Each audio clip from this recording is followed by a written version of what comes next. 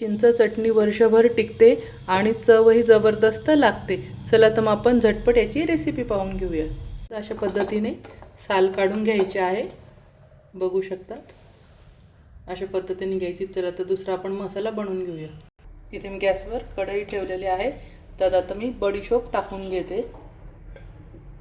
त्यानंतर मिरी टाकून घ्यायची आहे। इथे मी 5-6 ब्लॅक मिरी घेतलेली आहे, मस्त भाजून घ्यायची आहे। बडीशोप लगेच भाजल्या जाते। आणि इथे मी 4 वेलची घेतलेल्या आहेत, त्या आपण टाकून घ्यायच्या आहे।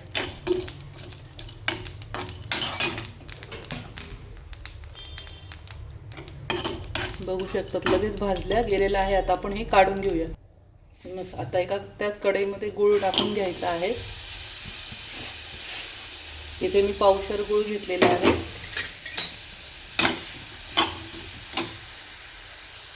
इथे गुळामध्ये थोडंसं पाणी आपण टाकून घेणार आहोत।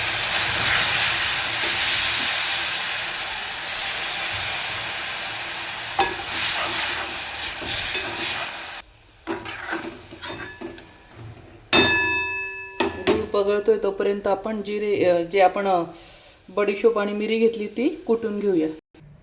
इथे आता मी काय म्हणता याला बडीशोप, मिरी आणि वेलची याच्यात बारीक करून घेते।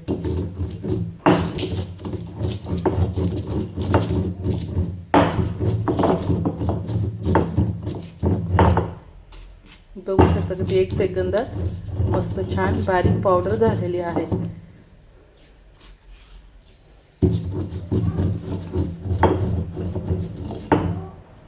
तुमच्याकडे हे भांड नसेल तर तुम्ही खलबत्त्यात कुटून घ्या किंवा याच्या मिक्सरमध्ये पण बारीक करून घेतली तरी चालेल।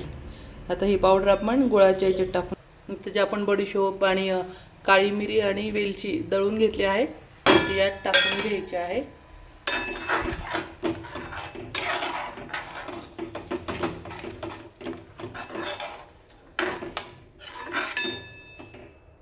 चवीनुसार मीठ टाकून घ्यायचं आहे। मस्त थोडंसं लाल तिखट टाकून घ्यायचं आहे आणि थोडंसं जिरं आणि धणे भाजलेली पावडर आहे ती टाकून घ्यायची आहे।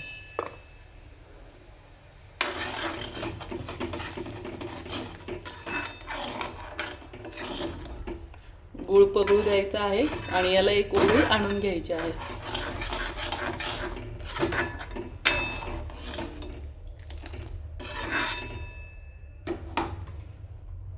मस्त गूळ छान पगळला। आता आपण यात आपल्या चिंचा टाकून घ्यायच्या आहे।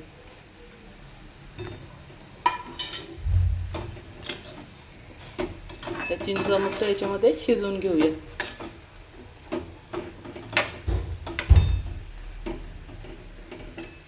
मंद आचेवरती ह्या 5 मिनिटे छान शिजू देणार आहोत। मस्त बघू शकता छान अशी शिजू राहिली।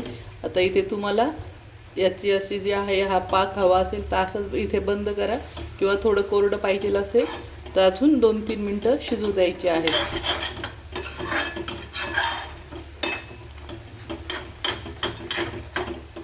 मस्त बघू शकता कलर वगैरे पण किती छान आलेला आहे। आता ही शिजत आली। आता ह्या वेळेस आपण इथे काय करणार आहोत, चाट मसाला टाकून घ्यायचा आहे, म्हणजे आपल्याला खट्टा मिठा एकदम स्वाद भेटतो जिभेवरती।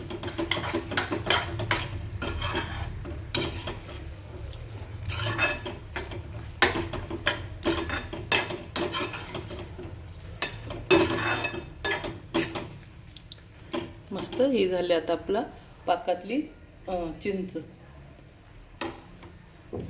मस्त बघू शकता, मी जवळून दाखवते। मस्त बघा। आता ही पूर्णपणे थंड करून आणि काचेच्या बरणीत भरून ठेवायची आहे। ही वर्षभर पण खराब होत नाही। तुम्ही किती पण क्वांटिटीत करू शकता ते, आणि ही वर्षभर पण छान राहते। त्यानंतर तुम्ही पोळीबरोबर भाताबरोबर पण खाऊ शकता ते, किंवा तोंडी लावायला पण छान आहे, किंवा भजे वगैरे बनवतो त्याच्याबरोबर पण खूप छान लागते, पराठ्यांबरोबर छान लागते। मस्त झाली मैत्रिणींनो आपली रेसिपी, पाहू शकता। चला तर मग भेटूया आपण नेक्स्ट रेसिपीमध्ये। अशाच नवीन नवीन रेसिपी पाहण्यासाठी.